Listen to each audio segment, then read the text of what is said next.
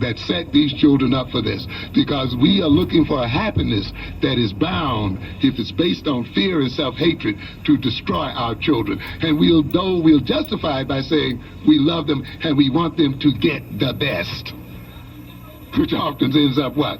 The other way around. I got to end it here. One other thing, marriage. Marriage is an opportunity for self-growth. It's an opportunity for self-discovery, you see. Having children is also an opportunity for further maturing of your personality, for further personality development. Because, of course, if you work honestly in your marriage, you work honestly in your love relationship, it helps you to see who and what you are. If you have a good, honest relationship with another person, that person serves as a mirror to help you see the real you. And in seeing the real you, you correct the flaws and you correct the weaknesses and you deal with the weaknesses and so forth.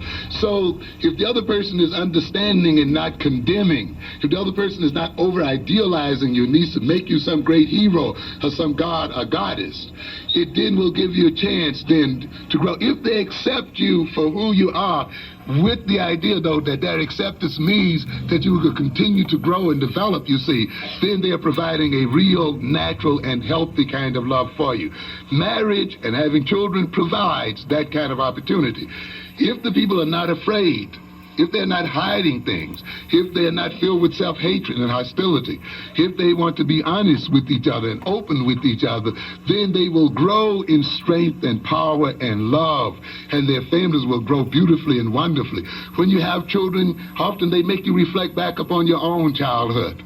Often we use our children to correct the things that happened to us as children. Some of us do it the wrong way, though. We're so determined that they're not going to have the kind of childhood we had as children. We end up spoiling them and creating problems for them. But if we look at them and watch them grow and watch our relationship with them, and we look at ourselves and see our own selves in terms of our relationship with our children, then we can grow and develop and be healthy for ourselves and for our children.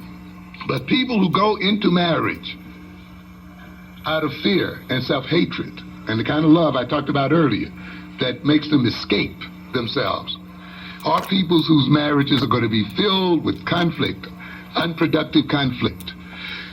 Quickly, you have a lot of kind of loves that destroy marriages now. Let us say, often when you go into a marriage trying to defend yourself and defend your weaknesses and so forth instead of coping with them and solving them, what is your defense becomes an offense against the other person.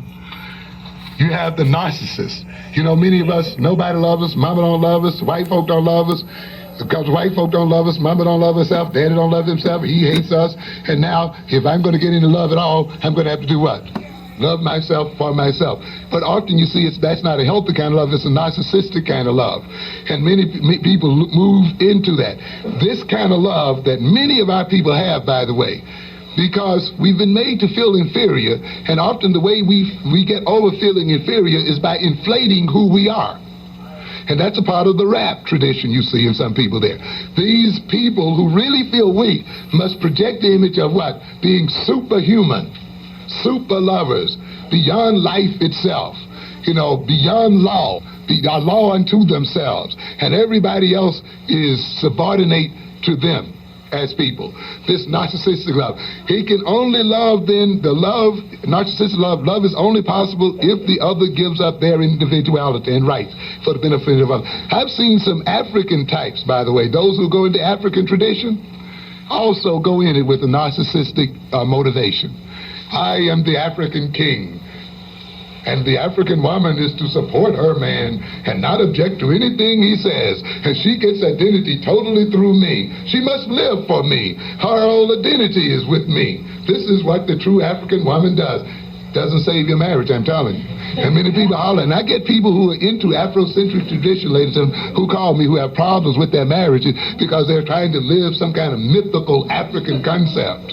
Or the woman is what? I'm the African queen, and my man is supposed to do this, is supposed to do that, and live for me, the whole bit. Unrealistic. Totally unrealistic. It's a narcissism. Often people jump. You see, To be Africanist in orientation is fine, but you got to be an Africanist also for the right reason. Many people have jumped into African nationalism and jumped into the African tradition, not out of true love, but out of reaction. The white people hate us, they never love us, so let's jump back and be African. If they did love us, I wouldn't have to be this, you see. So it's a reactionary kind of thing. And you see it then expressed sometimes even within a so-called African-oriented organization. Love is only, and the narcissistic woman, love is only possible if I can sacrifice myself for you. You know, I'll die for you. I'll, give up everything I have for you. And I live exclusively for you. And what's yours is mine, and so forth. You give up your own individuality. But a narcissist can only love somebody who gives up everything for themselves, and they can see love operating on this. Then we have the dependent types. I want to be cared for and protected. I've been robbed. A lot of us as black people love out of deprivation. We've been deprived of freedom. We've been deprived of housing. We've been deprived of schooling. We've been deprived of love. We've been deprived of this. And what are we going to do? We're going to find this man who's going to make up for all of our deprivations. You see, and we're so deprived, and of course the men are willing to oblige you until they get a piece, right? Oh, baby, I'm everything to you. When you love me, I'm going to be all the whole bit to you. And they'll go along with that for a while until it's enjoyed. Then after a while, though, that kind of love stops. You're everything to them. Ladies and gentlemen, another person cannot be everything to you. And the idea of moving towards somebody who's going to be everything to you is a sign of madness and craziness. But yet there's some people who are caught up in their needs so badly. They have so many strong needs. So the only thing they can think about is what they need. Now, the other person is only supposed to bow to what they need. You don't love me unless you supply what I need. You should be happy to what? Serve me. That's where the narcissist is, You should be happy to even be hooked up with me. You shouldn't ask for anything else. And some of us think that way. Oh, man, if I could only just hang out with him and love him, I'd be happy. I want to ask for nothing else. It's crazy, but you will ask for something else in the end. I want to be cared for. So many of us want to become children again, and many black women get into this thing. I want some man that can permit me to be like the white woman, because that image is, she's cared for her husband, protected the white man, all that. So I want this kind of man, but at least unrealistic kind of things, You must recognize your man is in bondage. He's got struggles on his hand. He is not going to supply you like a white man supplies his woman, because his economic, social, and political reality is not that of a white man. And for you to hold those images, those old Dallas images in your head, and even those Bill Cosby images in your head, and even these other images in your head are often going to mislead you. Look at what is real and deal with what is real. We have that dependent type. It's the consumer type. I'm afraid to be a man. I'm afraid to be a woman, a father, a mother. So I need a mother and I need a father. So instead of you marrying a man and sharing equal with, you want to marry your daddy in disguise. Or you want a mama in disguise. In one way or another. You want to be taken care of. You want a sugar daddy. You want to be a baby for the rest of your life. Consuming and buying to fill up for the emptiness in your life. And so forth. And then we have the master-slave love. Well, the white man dominates me and they rule over me. I'm going to be what? The boss in my house. And I'm going to, often what happens, the slave turns over to try to enslave other people. And so if he can't enslave the white man, he feels like a slave to the white man, he'll make sure one thing, his wife is going to be a slave to him. And his children are going to be a slave to him. And nobody is going to have a right to rule over him or have anything to say.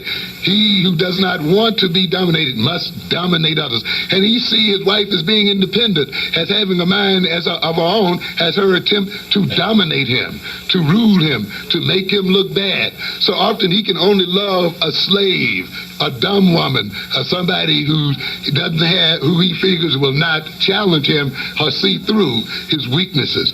We have the phallic lover, the Mr. Man. He's totally man. You see, he has no femininity in him whatsoever. You can love me to the extent, and I'll love you only to the extent that you make me feel that I'm a man. Very difficult. Ladies and gentlemen, for your attention.